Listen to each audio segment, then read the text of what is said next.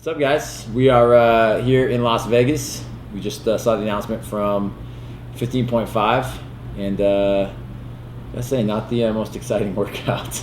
Not the most exciting and probably the most painful one of the Open. Yeah, definitely. This is the good news is there's not a lot of strategy to talk about, but the bad news is it's going to hurt a lot. So you have to be ready and kind of go in with the mindset that mentally you're going to have to battle through this thing.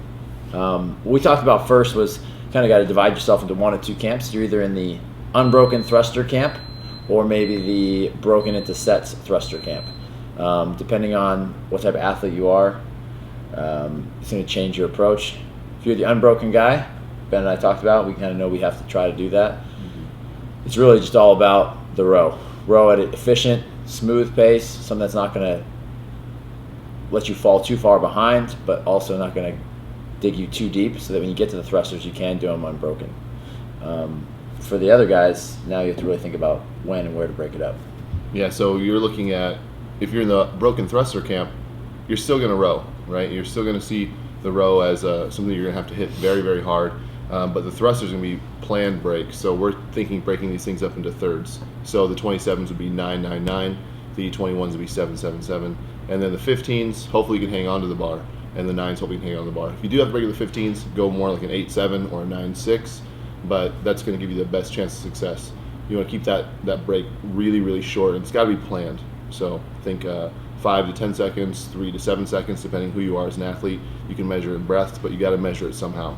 Yeah, and this workout, because you're doing less reps each round, every round should get faster, so you should feel kind of like you're accelerating towards the end. That's why the round of 15s and the round of 9s, you want to push a little bit harder. So that's kind of our strategy for you guys, is break the thrusters up in the beginning to kind of prolong that, the dipping to that reserve, so that at the end you guys can accelerate to the finish, because in the back of your mind, hey, I'm almost done. You're going to have a little bit of adrenaline there. You're going to be able to finish harder. Yeah, we talked about this last night. A lot of times athletes will row really hard, and then they'll hang onto the bar for the 27 thrusters and feel like they're doing a really great job, when really what they're doing is they're setting themselves up for failure.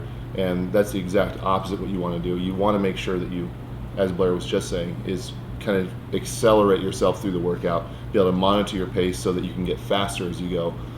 We've seen this by numerous different athletes. You can think of Rich Froning in 14.5 last year, yeah, and how he was kind of behind, but then he appeared to accelerate through the workout because he kind of knew what he was doing, and he was properly pacing that workout. So the best guys don't push the entire time. They actually get faster because of their pacing strategies. Yeah. As far as movement tips, thrusters, you have to kind of feel out the first couple sets. You're not going to be breathing that hard, so your pace might be quicker. But once it starts to hurt, you want to slow down your thrusters a little bit. You want to lock out and breathe at the top. You saw Camille doing that a lot. You saw Annie doing that a lot. You might want to wear knee sleeves and Ollie shoes, just to make the bottom position of your squat a little more comfortable. It's not going to affect you on the row at all. So both of those things are something to consider.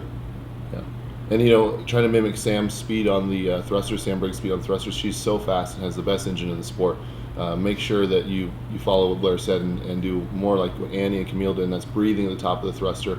And even Rich last year in 14.5, same kind of thing. Yeah, and just expect this to feel kind of like 14.5 felt. It's going to be a grind. There's nothing, crazy creative about this workout. It's just a lot of work. So go into it knowing that. Maybe go through the first couple rounds by themselves, the round of 27, the round of 21. We really think that the round of 21 is going to be the separator.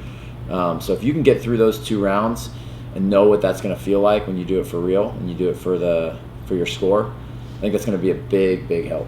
Yeah, and a lot of times people, when they're running for calories, have this tendency to, I've seen it before, to change the damper setting, and they throw it all the way up to 10, and I don't necessarily think that's a good idea for you guys who aren't used to doing that. I typically don't fiddle with my damper setting all that much. Sometimes I might move it up a little bit. You said fiddle. Fiddle, yeah. I don't fiddle with my damper setting. I don't have to fiddle with anything. No? You're not fiddling? Okay.